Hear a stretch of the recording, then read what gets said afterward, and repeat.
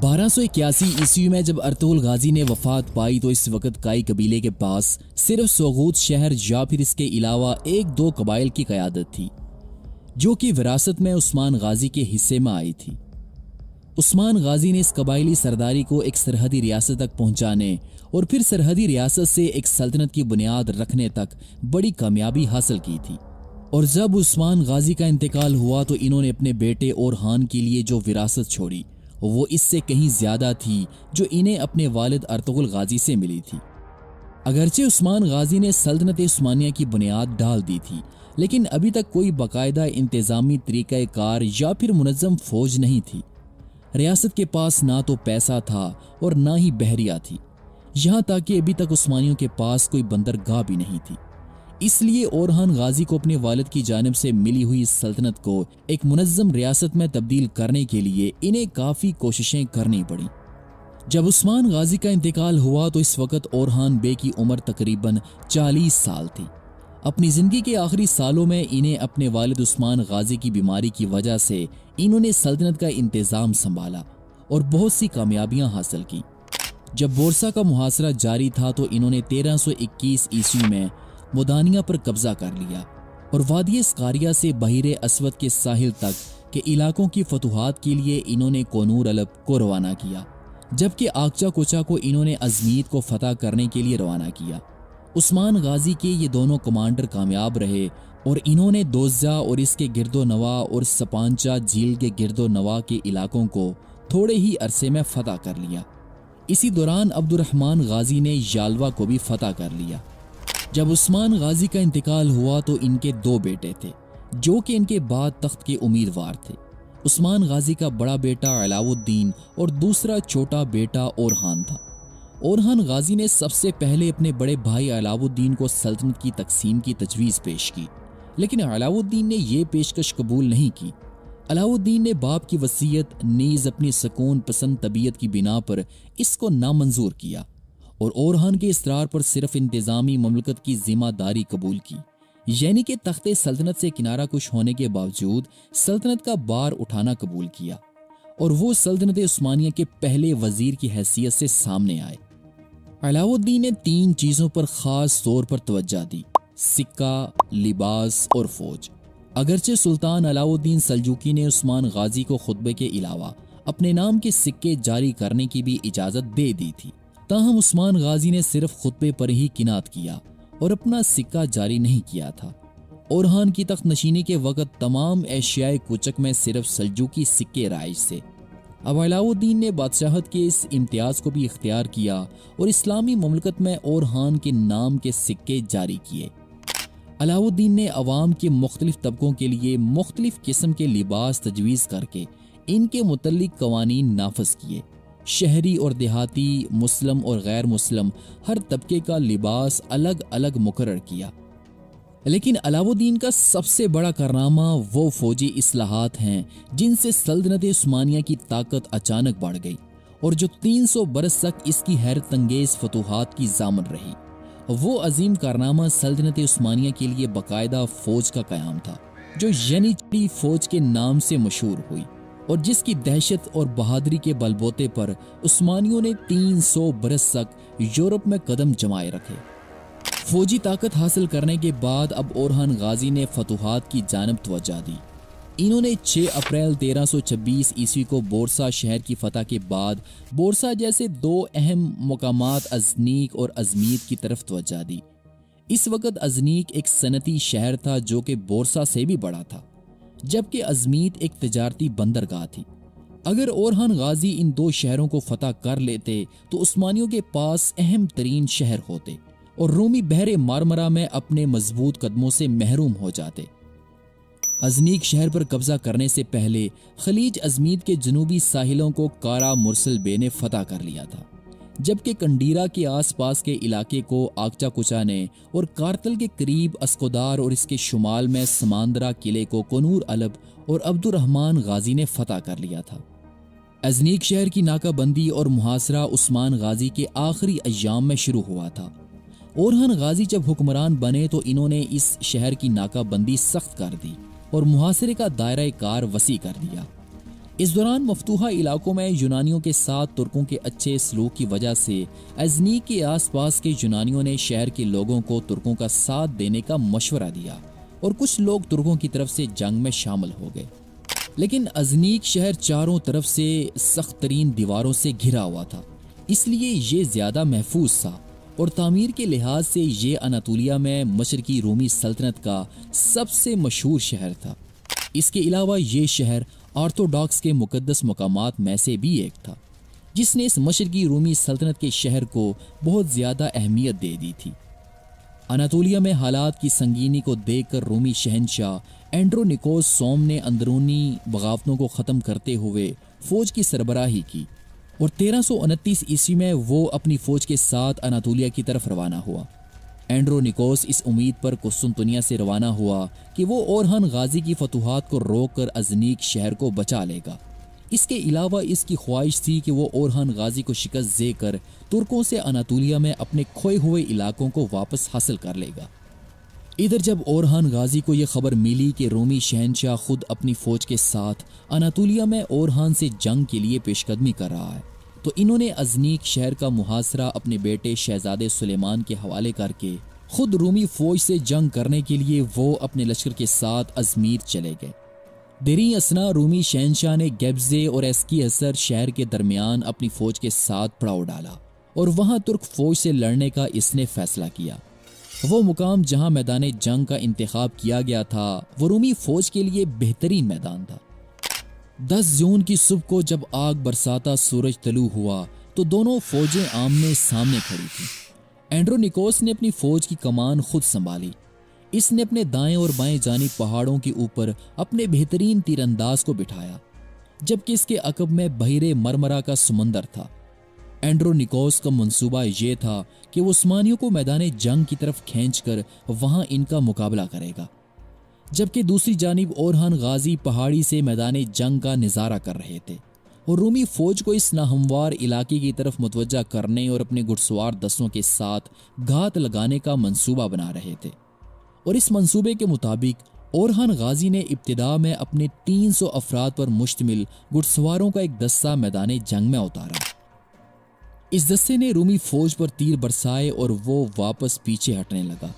یہ دراصل ایک جنگی چال تھی کہ دشمن اس دستے کا پیچھا کرتے ہوئے اورہان غازی کے من پسند کے میدان میں آئے، جہاں پر گھات لگا کر اس پر حملہ کیا جا سکے۔ لیکن رومی شہنشاہ اینڈرونیکوس نے یہ جلد محسوس کر لیا کہ یہ ایک جال ہے، لہٰذا اس نے اپنے سپاہیوں کو اپنی جگہ پر قائم رہنے کا حکم دیا اور اس نے جواباً عثمان غازی کے گھڑسواروں پر تیر برسائے۔ اورہان غازی کے گھڑسوار دستے نے ایک بار پھر رومی فوج پر تیر برسائے۔ اس نے یہ حملہ کئی بار دہرایا، جس سے شہنشاہ کے صبر کا پیمانہ لبریز ہو گیا اور اس نے تیراندازوں کے دستے کو ختم کرنے کے لیے اپنے گھڑسواروں کو حملے کا حکم دیا۔ جب رومی فوج اپنے شہنشاہ کے زیر کمان میدان جنگ میں اتری تو اورخان غازی کا یہ ہرول دستہ واپس اپنے لشکر کی جانب پسپا ہو گیا۔ اورخان غازی نے تازہ دم گھڑسوار دستے میدان جنگ میں اتارے اور یوں جنگ شروع ہو گئی۔ اورخان غازی کی فوج تیر اندازی کی وجہ سے جلد رومی فوج پر غالب آ گئی۔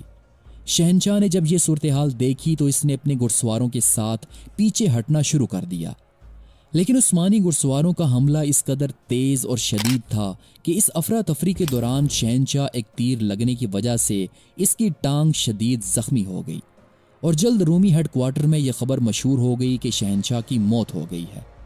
اس خبر نے رومی فوج میں شدید انتشار پیدا کر دیا، جس پر اورخان غازی نے اپنی پوری فوج کے ساتھ میدان جنگ میں اترنے کا ارادہ کیا۔ رومی شہنشاہ اپنی فوج میں پھیلی ہوئی اس افراتفری کو روک نہ سکا اور وہ خود اپنے چند خاص آدمیوں کے ساتھ میدان جنگ سے بھاگ کر کشتی میں سوار ہو گیا، جبکہ فوج کا کچھ ہی حصہ جہازوں میں سوار ہو کر قسطنطنیہ کی طرف روانہ ہوا۔ لیکن باقی رومی فوج اتنی خوش قسمت نہیں تھی کہ وہ جان بچا کر کشتیوں میں سوار ہو سکیں اور زندہ واپس قسطنطنیہ پہنچ سکیں۔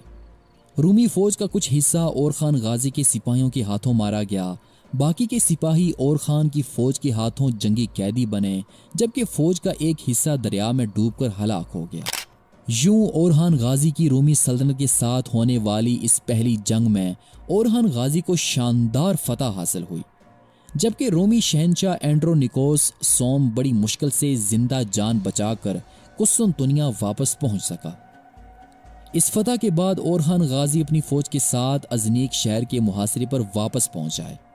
रूमी शहंशाह की फौज, जो कि अजनीक शहर की वाहिद उम्मीद थी, ओरहान गाजी के हाथों शिकस्त खाकर वापस कुस्तुनतुनिया चली गई। इस शिकस्त के बाद अजनीक शहर की तमाम उम्मीदें दम तोड़ गईं और अहले शहर के लिए अब हथियार डालने के सिवा अब कोई चारा न था। यूं अनातोलिया में मशरकी रूमी सल्तनत का ये सबसे अहम तरीन शहर अजनीक उस्मानी सल्तनत के कब्जे में आ गया। 1331 ईस्वी में अजनीक शहर की फतह के बाद ओरखान गाजी फातिहाना इस शहर में दाखिल हुए। ओरखान गाजी ने लोगों को इजाज़त दी कि वो अपना सामान लेकर शहर से जा सकते हैं। इस फतह की शाम तक अजनीक शहर की गलियों में ओरखान गाजी के हुक्म पर तुर्क सिपाहियों ने यह ऐलान जारी किए कि तुम्हारा माल और तुम्हारी जान हमारे सुपुर्द है। जो भी हमसे पहले जहां भी रहा और काम करता रहा, इसे जारी रखना चाहिए। आप लोग अपने मजहब पर आज़ादी के साथ अमल कर सकते हैं। इसके बाद अजनीक शहर का कमांडर जहाज के जरिए अपने सिपाहियों के साथ कुस्तुनतुनिया वापस चला गया। लेकिन ओरखान गाजी के अच्छे रवैये की वजह से ज़्यादातर लोगों ने अजनीक शहर में ही रहने को तरजीह दी और बहुत कम लोगों ने शहर को खाली किया। अनातोलिया में मौजूद बाज़ंतीनी सल्तनत के तमाम बड़े शहरों को उस्मान गाजी के बेटे ओरहान गाजी ने फतह कर लिया था। रोमियों के 3 बड़े शहरों में से 2 बोरसा और अजनीक उस्मानी सल्तनत में शामिल हो चुके थे, जबकि अजमीद का मुहासरा बराबर जारी था। अब अगर ये कहा जाए तो गलत ना होगा कि अनातोलिया में रूमी सल्तनत अपने मजबूत कदमों से महरूम हो चुकी थी। बाज़ंतीनी शहंशाह ने इन दोनों शहरों में से अजमीद शहर को ज़्यादा अहमियत दी और जहां इन्होंने खुलकर ओरहान गाजी के लश्कर के खिलाफ मज़ाहमत जारी रखी। अब चूंकि अजमीद शहर एक बंदरगाह थी, इसलिए ओरहान गाजी को इस मुहासरे में कोई ख़ास कामयाबी हासिल ना हो सकी। ओरहान गाजी बहरिया की ज़रूरत को बड़ी अच्छी तरह से समझते थे, लिहाजा ओरहान गाजी ने उस्मानी कमांडर कारा मुरसल बे को, जो कि इससे पहले कैरासी कबीले के पास बहरी खिदमात सरंजाम दे चुके थे और जो कि बहरी जहाज़ों की अच्छी तरह से मालूमात रखते थे, इन्हें ओरखान गाजी ने खलीज अजमीद में एक बहरी जंगी जहाज बनाने का हुक्म दिया। अजनीक शहर की फतह के ठीक 3 साल बाद 1334 ईस्वी में अनातोलिया में मौजूद बाज़ंतीनी सल्तनत का एक और अहम शहर गैमलक उस्मानियों के कब्जे में चला गया। गैमलक की फतह के ठीक 4 साल बाद 1338 ईस्वी में ओरखान गाजी ने आरमोत्रू शहर को भी फतह करके इसे उस्मानी सल्तनत में शामिल कर लिया। इन फतूहात के बाद अब ओरहान गाजी की नजरें आखिरी बाज़ंतीनी शहर अजमीद पर लगी हुई थी। रूमी शहंशाह, जो कि अजमीद शहर की अहमियत को अच्छी तरह से समझते थे, इन्होंने इस शहर का इंतज़ाम सिर्फ शाही ख़ानदान के अफराद को ही दिया था, जिन पर इन्हें हद से ज़्यादा एतमाद हुआ करता था। इस वक्त अजमीद शहर की हुक्मरानी शहजादी मारी के भाई कालानीस की हुक्मरानी में था। ओरहान गाजी के मुहासरे के दौरान कालानीस ने मुहासरे से तंग आकर अपने सिपाहियों के साथ किले से निकलकर इसने ओरहान गाजी की फौज पर हमला कर दिया, लेकिन इस हमले के नतीजे में इसकी जान चली गई। शहर के गवर्नर के कत्ल होने के बाद उस्मानी सिपाहियों ने कालानीस के सर को काटकर अपने नेज़े पर बुलंद किया, जिस पर किले के मुहाफिजों के हौसले पस्त हो गए और अपने गवर्नर की इस बेबसी की मौत पर शहर में मौजूद बाज़ंतीनी सिपाहियों ने अजमीद शहर को ओरहान गाजी के हवाले करने पर वो राजी हो गए। ओरहान गाजी की इन फतूहात की वजह से उस्मानी सल्तनत अनातोलिया में मौजूद बाकी तुर्क रियासतों में सबसे ज़्यादा मजबूत और ताकतवर तरीन रियासत बन चुकी थी। ओरहान गाजी की बढ़ती हुई ताकत को देखकर हमसाई उस्मानी तुर्क रियासत कैरासी के सरदार अकलान बे ने ओरहान गाजी की जानिब दोस्ती का हाथ बढ़ाया। कैरासी तुर्क भी किसी ज़माने में उस्मानियों की तरह हिजरत करके अनातोलिया में आबाद हुए थे और जहां इन्होंने उस्मानियों की तरह अनातोलिया में मौजूद बाज़ंतीनी सल्तनत से इनके इलाकों को छीनकर अपने कबीले कैरासी की हुकूमत कायम की थी। कैरासी कबीले का एक प्लस पॉइंट ये भी था कि इन्होंने ओरहान गाजी के वालिद उस्मान गाजी के दौर से ही उस्मानियों की जानिब अपनी दोस्ती का हाथ बढ़ाया हुआ था और इनकी कराबतदारी बरसों से जारी थी, यहाँ तक कि अकलान बे ने अपने छोटे बेटे तरसन बे को ओरहान गाजी के पास भेजा ताकि वो उस्मानी मदारस में तालीम हासिल करे और ओरहान गाजी के ज़ेरे निगरानी इनके बेटे की परवरिश हो। ओरहान गाजी ने कैरासी शहजादे तोरसन को अपने बच्चों से कभी भी अलग न किया और ना ही इसे ये एहसास होने दिया कि वो यहाँ अजनीक में अजनबी है। غرض اورحان غازی نے ترسن کی شخصیت کو نکھارنے میں بے حد اہم کردار ادا کیا۔ چند سالوں کے بعد کیراسی قبیلے کے سردار اکلان بے کا انتقال ہو گیا۔ ان کی وفات کے بعد ان کے بڑے بیٹے دیمیرحان بے نے اپنے باپ کی جگہ قبیلے کی باغ ڈور سنبھالی، تاہم اس کے سخت رویے کی وجہ سے اس کے قبیلے کے چند سرکردہ لوگ اس سے ناراض تھے۔ انہوں نے کیراسی قبیلے کے وزیر حاجی البے سے اپیل کی کہ وہ دیمیرحان بے کی بجائے اس کے چھوٹے بھائی ترسن بے کو کیراسی تخت پر دیکھنا چاہتے ہیں۔ کیراسی وزیر نے اورحان غازی کو پیغام بھیجا اور انہیں تمام صورتحال سے آگاہ کیا۔ اس پر اورحان غازی نے تورسن بے کو اپنے پاس بلایا اور انہیں ان کے قبیلے کے بارے میں تمام حالات سے انہیں آگاہ کیا کہ کیراسی قبیلے کے لوگ تمہیں کیراسی تخت پر دیکھنا چاہتے ہیں۔ اس پر کیراسی شہزادے نے اورحان بے کا شکریہ ادا کیا اور ترسن بے نے کیراسی قبیلے کی سرداری لینے کے بجائے اس نے سرداری عثمان بے کے حوالے کرنے کا اعلان کیا۔ ترسن بے کی اس خواہش پر اورحان غازی نے اپنے سپاہیوں کو جمع کیا اور وہ بورسا شہر سے روانہ ہوئے۔ بورسا شہر سے روانگی کے وقت راستے میں رومی صوبہ الوباد پڑتا تھا۔ عثمانی فوجیں یہاں سے گزریں اور انہوں نے اس قلعے کو رومیوں سے چھین کر یہاں عثمانی پرچم لہرا دیا۔ یہاں سے اورحان غازی کی فوجیں کیرماسی میں داخل ہوئیں، جہاں کی حکمران ایک عیسائی عورت تھی جس کا تعلق کیسر روم کی اولاد سے تھا۔ جب اس عیسائی عورت کو اورحان غازی کی آمد کی خبر ملی تو اس نے اورحان غازی سے جنگ لڑنے کی بجائے ذمی کے طور پر سلطنت عثمانیہ سے وابستگی حاصل کر لی۔ یہاں سے اورحان غازی میہالی چچک روانہ ہوئے۔ یہاں کے بھی عیسائی گورنر نے اورحان غازی کی اطاعت قبول کی اور ذمی کے طور پر اس نے سلطنت عثمانیہ میں شمولیت اختیار کر لی۔ ان تینوں شہروں کی فتح کے بعد اورحان غازی برق رفتاری کے ساتھ کیراسی سرزمین میں داخل ہوئے اور انہوں نے اپنا رخ کیراسی شہر بالک اسیر کی طرف کیا۔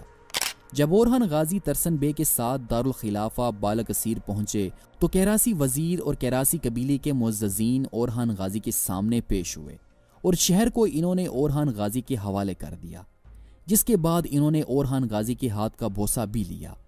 یہاں سے اورحان غازی کیراسی امراء کے ساتھ برگما شہر کی جانب روانہ ہوئے، جہاں ترسن بے کا بڑا بھائی بھاگ کر روپوش ہو چکا تھا۔ اس قلعے کے محاصرے کے دوران اورحان غازی نے ترسن بے اور حاجی البے اور ان کے دوستوں کو بلایا اور ان سے کہا کہ اسلامی قانون کے مطابق ایک مسلمان دوسرے مسلمان کے خلاف جنگ نہیں لڑ سکتا، جو کہ اسلام میں حرام ہے، اور اس سے مسلمانوں کا امن خراب ہوتا ہے اور فساد برپا ہوتا ہے۔ یہاں بھائی چارے کا تقاضا یہ ہے کہ آپ کیراسی قبیلے کے معززین کے ساتھ قلعے میں جائیں اور اپنے بھائی سے روبرو ہو کر ملاقات کریں اور اس ملاقات کے ذریعے اسے امن کے ساتھ اس بات پر قائل کریں کہ وہ اپنے بھائی کے حق میں تخت سے دستبردار ہو جائے۔ یوں نہ تو خون خرابہ ہوگا اور نہ ہی فساد برپا ہوگا۔ کیراسی شہزادے ترسن بے نے اورحان غازی کی اس تجویز کو پسند کیا اور کیراسی قبیلے کے معززین کے ساتھ قلعے کے باہر جا پہنچے۔ کیراسی قبیلے کے یہ معززین اپنے چھوٹے شہزادے کے ساتھ قلعے کی دیوار کے بالکل پاس کھڑے تھے کہ جہاں ترسن بے کے بڑے بھائی نے بڑی بے رحمی کے ساتھ قلعے سے تیر چلا کر اپنے چھوٹے بھائی ترسن بے کو مار ڈالا۔ جب کیراسی قبیلے کے معززین نے اپنے پیارے اور شریف شہزادے کو یوں مرتے دیکھا تو وہ روتے ہوئے اورحان غازی کے خیمے کی طرف بھاگے۔ انہوں نے اورحان غازی کو تمام صورتحال سے آگاہ کیا۔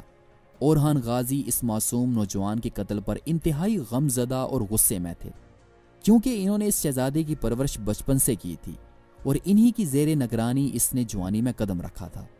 اورحان غازی نے اس کا بچپن دیکھا ہوا تھا، اس لیے اورحان غازی سے رہا نہ گیا۔ انہوں نے برگما قلعے پر فوری طور پر قبضہ کرنے کا حکم دیا اور انہوں نے تمام کیراسی قبیلے کے شہروں میں اپنے قاصد بھیجے، جس میں یہ پیغام تھا کہ اب سے کیراسی قبیلہ مکمل طور پر عثمانی سلطان اورحان غازی کے زیر اہتمام ہوگا۔ ملک میں کام کرنے والے تمام لوگ اپنے اپنے عہدوں پر قائم رہیں گے، تاہم جو لوگ باغی دیمیرحان کی پیروی کرتے ہیں ان کے خلاف سخت کارروائی ہوگی۔ اگر باغی زندہ رہنا چاہتے ہیں تو وہ سرکشی سے باز آ جائیں اور سلطان اورحان کی اطاعت کو قبول کر لیں۔ جلد اورحان غازی کے یہ قاصد کیراسی قبیلے کے تمام شہروں میں جا پہنچے اور انہوں نے اورحان غازی کے اس حکم کو پڑھ کر لوگوں کو سنایا، جس کے بعد کیراسی قبیلے کے شہروں کے حکمرانوں نے شہروں کے دروازے کھول دیے اور اپنے سپاہیوں کے ساتھ اورحان غازی کے پاس جا پہنچے۔ دیمیرحان جو کہ برگما قلعے میں چھپا ہوا تھا، اس نے محسوس کیا کہ اس کے پاس اورحان غازی کے خلاف لڑنے کی طاقت نہیں ہے تو اس نے اورحان غازی کے سامنے ہتھیار ڈال دیے۔ شہر سے نکل کر اس نے اورحان غازی سے معافی مانگی اور اورحان غازی کے جبے کو بوسہ بھی دیا، لیکن اورحان غازی نے دمیر خان کو گرفتار کر کے بورسا شہر بھیج دیا، جہاں 2 سال بعد طاعون کی بیماری کی وجہ سے اس کی موت واقع ہو گئی۔ اس طرح بغیر کسی جنگ اور خون خرابے کے کیراسی قبیلہ سلطنت عثمانیہ کی حاکمیت کے تحت آ گیا۔ اورحان غازی نے کیراسی صوبے کا انتظام اپنے بڑے بیٹے سلیمان پاشا کے سپرد کر دیا اور کیراسی قبیلے کے معززین کو ان کے عہدوں پر قائم رکھا۔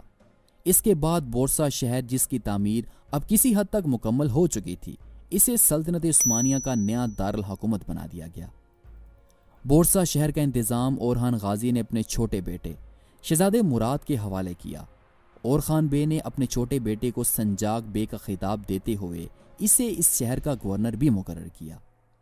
کیراسی قبیلے کی فتح کے بعد عثمانی سلطنت کی بحری طاقت میں بے شمار اضافہ ہوا، کیونکہ کیراسی بحری امور میں انتہائی ماہر اور تجربہ کار تھے، جس کی وجہ سے اورحان غازی کو بے حد فائدہ پہنچا۔ جب اورخان غازی کے بیٹے سلیمان پاشا نے اپنی فوج کے ساتھ مشرقی رومی سلطنت کے آخری شہر کیپڈک کو فتح کیا تو اس وقت مشرقی رومی سلطنت کے پاس اناطولیہ کے ساحل پر بحر مارمرا کے پاس کوئی بھی زمین باقی نہیں بچی تھی۔ جب اورحان غازی اناطولیہ میں رومی سرزمینوں کو فتح کر رہے تھے تو اس دوران رومی سلطنت کے دارالحکومت قسطنطنیہ میں تخت کے لیے لڑائی شروع تھی۔ رومی سلطنت کی تباہی کی ایک بڑی وجہ یہ بھی تھی کہ یہاں تخت کے لیے ہمیشہ جنگیں ہوا کرتی تھیں۔ جب بحر مارمرا کے ساحل پر رومی شہروں کے کمانڈر عثمانیوں کے خلاف جنگ لڑ رہے تھے تو اس وقت رومی شہنشاہ نے اپنے ان کمانڈروں کی مدد کے لیے نہ تو کوئی کمک بھیجی اور نہ ہی اس نے کوئی باقاعدہ فوج تیار کی۔ عثمان غازی اور پھر ان کے بعد اورخان غازی کی پوری زندگی میں شہنشاہ قسطنطنیہ نے سوائے 1 یا 2 جنگوں کے عثمانیوں کے خلاف نہ تو اس کا کوئی مقابلہ کیا اور نہ ہی وہ بہادر جنگجو کے طور پر ان کے سامنے آ سکے۔ سلطنت عثمانیہ اگر رومی سلطنت کا واحد مسئلہ ہوتی تو پھر بھی بات تھی، لیکن جہاں جہاں پر رومی ایک طرف تو تخت کی لڑائیوں میں پھنسے ہوئے تھے تو دوسری طرف ان پر یورپ سے سربیائی اور بلغاریوں کے حملے ہو رہے تھے۔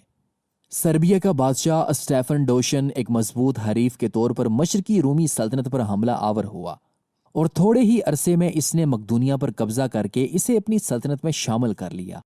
اس فتح کے بعد اس نے اورخان غازی کو ایک پیغام بھیجا جس میں اس نے مشترکہ طور پر کام کرنے اور قسطنطنیہ پر قبضہ کرنے کی اورخان غازی کو پیشکش کی، لیکن اورخان غازی نے اس پیشکش کو ٹھکرا دیا۔ 1341 عیسوی میں جب رومی سلطنت مغرب سے ترکوں اور مشرق سے اپنے اہل مذہب بھائیوں سے پھنسی ہوئی تھی تو اس دوران رومی شہنشاہ اینڈرونیکوس سوم کی اچانک موت ہو گئی۔ 8ویں صدی ہجری یعنی کہ 14ویں صدی عیسوی کے وسط میں بازنطینی سلطنت انتہائی کمزور ہو چکی تھی۔ اس کے مقبوضات جو صدیوں تک یورپ میں دریائے ڈینیوب اور ایشیا میں اناطولیہ اور شام تک پھیلے ہوئے تھے، اب صرف تھریس مقدونیہ کے ایک جز جس میں سالونیکا شامل تھا اور یونان میں سوریا کے ایک بڑے حصے تک محدود ہو کر رہ گئے تھے۔ ایشیائی مقبوضات تو تقریباً تمام کے تمام عثمانیوں کے قبضے میں چلے گئے تھے۔ یورپ میں بھی سرویا کا با اقتدار فرما روا اسٹیفن ڈوشن جزیرہ نمائے بلکان کے نصف سے زیادہ علاقوں پر اپنا تسلط قائم کر کے سالونیکا اور اس کے بعد قسطنطنیہ پر قبضہ کرنے کا خواب دیکھ رہا تھا۔ تخت کی خانہ جنگیوں نے بازنطینی سلطنت کو اور بھی کمزور کر دیا تھا۔ 1338 عیسوی میں شہنشاہ اینڈرونیکس کا انتقال ہوا تو اس کا گرینڈ چانسلر کینٹا کوزین اس کے نابالغ بیٹے جان پیلیولوگس کا ولی اور ملکہ اینا کے ساتھ اس کا سرپرست مقرر ہوا۔ کینٹا کوزین نے صرف اس پر قناعت نہ کی بلکہ اس نے 474 ہجری کے مطابق 1343 عیسوی میں نیکوٹیکا میں اپنے شہنشاہ ہونے کا اعلان کر دیا۔ ملکہ کو یہ بات سخت ناگوار گزری اور اس نے اس کی مخالفت کی۔ نتیجہ یہ ہوا کہ دونوں میں لڑائی چھڑ گئی اور دونوں نے اورحان غازی سے مدد کی درخواست کی۔ اس سے پہلے بھی بعض ترک امیروں نے تخت قسطنطنیہ کے مختلف دعوے داروں میں سے کسی نہ کسی فریق کا ساتھ دیا تھا۔ کینٹا کوزین نے اورحان غازی سے 6000 عثمانی سپاہی مدد کے لیے مانگے اور اس مدد کے بدلے میں اس نے اپنی بیٹی تھیوڈورا کو اورحان غازی کے ساتھ اس کی شادی کرنے کی پیشکش کی۔ اورحان غازی نے یہ شرط منظور کر لی اور 746 ہجری کے مطابق 1345 عیسوی میں اس نے 6000 عثمانی سپاہی کینٹا کوزین کی مدد کے لیے یورپ روانہ کیے۔ کینٹا کوزین نے ان سپاہیوں کی مدد سے قسطنطنیہ کا محاصرہ کر لیا جو کہ ملکہ اینا کے قبضے میں تھا۔ اور 1 سال کے محاصرے کے بعد خود شہر کے چند لوگوں کی غداری کی وجہ سے کینٹا کوزین کی فوج کے ساتھ عثمانی دستہ قسطنطنیہ شہر میں داخل ہوا اور ملکہ کو مجبوراً صلح کے لیے راضی ہونا پڑا۔ صلح اس بات پر ہوئی کہ کینٹا کوزین اور اس کی بیوی نیز ملکہ اینا اور شہزادہ جان پیلیولوگس تخت نشین کر دیے جائیں گے۔ چنانچہ چاروں کی رسم تاجپوشی ادا کی گئی۔ اس اتحاد کو زیادہ مضبوط کرنے کے لیے کینٹا کوزین نے اپنی چھوٹی بیٹی کی شادی نوجوان شہنشاہ جان سے کر دی۔ اورہان کا نکاح بھی شہزادی تھیوڈورا سے کر دیا گیا۔ صلح کے بعد اورہان غازی کے 6000 سپاہی جو اس نے کینٹا کوزین کی مدد کے لیے بھیجے تھے واپس آ گئے، لیکن چند ہی سال کے بعد ان کی ضرورت پھر یورپ میں پیش آئی، کیونکہ 750 ہجری بمطابق 1349 عیسوی میں اسٹیفن ڈوشن شاہ سرویا نے سالونیکا پر حملہ کر دیا تھا۔ شہنشاہ کو یقین تھا کہ اسے فتح کرنے کے بعد وہ قسطنطنیہ کی طرف بڑھے گا۔ اس نازک موقع پر کینٹا کوزین اور جان پیلیولوگس دونوں نے اورہان غازی سے مدد کی درخواست کی۔ اس دفعہ اورہان غازی نے 20,000 سپاہی روانہ کیے۔ عثمانیوں کی مدد سے سالونیکا میں اسٹیفن ڈوشن کو شکست ہوئی اور قسطنطنیہ کی فتح کا خواب جو کہ اس کے دل میں بار بار پیدا ہوتا تھا اب ہمیشہ کے لیے ختم ہو گیا۔ جنگ کے خاتمے پر عثمانی سپاہی پھر واپس چلے آئے، مگر 4 سال کے بعد اورہان غازی کو اپنی فوجیں ابنائے باسفورس کے مغربی ساحل پر بھیجنے کا ایک اور قیمتی موقع اس کے ہاتھ آیا، جو یورپ میں عثمانیوں کے قدم جمنے کا سبب ثابت ہوا دراصل کچھ یوں کہ کینٹا کوزین تاج و تخت میں جان پیلیولوگس اور ملکہ اینا کی شراکت داری کو زیادہ دنوں تک برداشت نہ کر سکا، اور اس نے 754 ہجری بمطابق 1353 عیسوی میں حکومت کے تمام اختیارات اپنے ہاتھ میں لے لینے چاہے۔ جان نے اس کی شدید مخالفت کی اور خانہ جنگی شروع ہو گئی۔ کینٹا کوزین نے حسب دستور اورہان غازی سے مدد کی درخواست کی اور اس کے معاوضے میں اس نے یورپین ساحل کا ایک قلعہ پیش کیا۔ اورہان غازی نے اپنے بڑے بیٹے سلیمان پاشا کی سرکردگی میں 20,000 عثمانی ترک سپاہی کینٹا کوزین کی مدد کے لیے قسطنطنیہ روانہ کیے۔ عثمانی فوجوں کی مدد سے کینٹا کوزین نے جان پیلیولوگس کو شکست دے کر قسطنطنیہ کے تخت پر قبضہ کر لیا۔ سلیمان پاشا نے حسب معاہدہ زینب قلعے پر قبضہ کر کے اس میں عثمانی دستہ متعین کر دیا۔ اس کے چند ہی دنوں بعد تھریس میں ایک زبردست زلزلہ آیا جس سے بے شمار شہروں کے شہر تباہ و برباد ہو گئے۔ انہی میں گیلی پولی بھی تھا، جو کہ درِ دانیال کے مغربی ساحل پر سب سے زیادہ اہم اور بہترین قلعہ تھا۔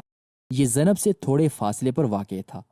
سلیمان پاشا نے اسے تائیدی غیبی خیال کیا اور اس نے گیلی پولی پر قبضہ کر لیا۔ قلعے میں متعین یونانی دستہ عثمانیوں کے یوں اچانک پہنچنے پر حیران اور پریشان تھا۔ اس نے ترکوں کے خلاف کوئی مزاحمت نہ کی۔ اس درمیان میں کینٹا کوزین نے سلیمان پاشا سے 10,000 دکات کے عوض زینب سے قبضہ اٹھا لینے کی خواہش کی اور سلیمان پاشا نے اسے منظور بھی کر لیا، مگر اس معاملے کی تکمیل سے قبل ہی گیلی پولی کا واقعہ پیش آ گیا، جس کے بعد سلیمان پاشا نے زینب کی واپسی سے بھی انکار کر دیا اور گیلی پولی کی شہر پناہ کو درست کر کے اس میں ترک فوج کا ایک مضبوط دستہ اس نے یہاں متعین کیا۔ اس کے بعد اس نے تھریس کے چند اور مقامات بھی فتح کر لیے اور بہت سے ترکوں اور عربوں کو لا کر اس نے ان شہروں میں انہیں آباد کر دیا۔ گیلی پولی کی فتح سے ترکوں کی تاریخ کا ایک نیا اور سنہری دور شروع ہوتا ہے۔ 755 ہجری بمطابق 1354 عیسوی میں انہوں نے پہلی بار فاتح کی حیثیت سے یورپ میں قدم رکھا اور مسیحی یورپ میں ایک عظیم الشان اسلامی سلطنت کی بنیاد ڈالی جو 2 صدیوں کے اندر گیلی پولی سے ویانا کی دیواروں تک پھیل چکی تھی۔ ان واقعات سے کینٹا کوزین کے خلاف قسطنطنیہ میں سخت ترین بغاوت کھڑی ہو گئی۔ ہر شخص اس پر وطن سے غداری کا الزام عائد کرتا تھا اور اسی کو ترکوں کے یورپ میں لانے کا ذمہ دار ٹھہراتا تھا۔ آخرکار رائے عامہ سے مجبور ہو کر اس کو تخت و تاج سے دستبردار ہونا پڑا۔ قسطنطنیہ کے لوگوں نے جان پیلیولوگس کو بلا کر تخت پر بٹھایا۔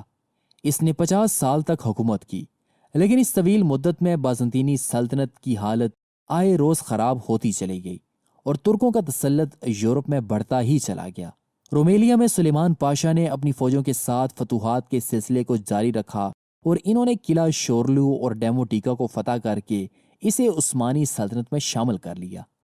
اس دوران جہاں ترک یورپ میں فتوحات کا ایک نیا دور شروع کر رہے تھے، تو اسی دوران سربیا کا شہنشاہ اسٹیفن ڈوشن ترکوں کو یورپ سے نکالنے اور قسطنطنیہ پر قبضہ کرنے کی تیاریوں میں مصروف تھا۔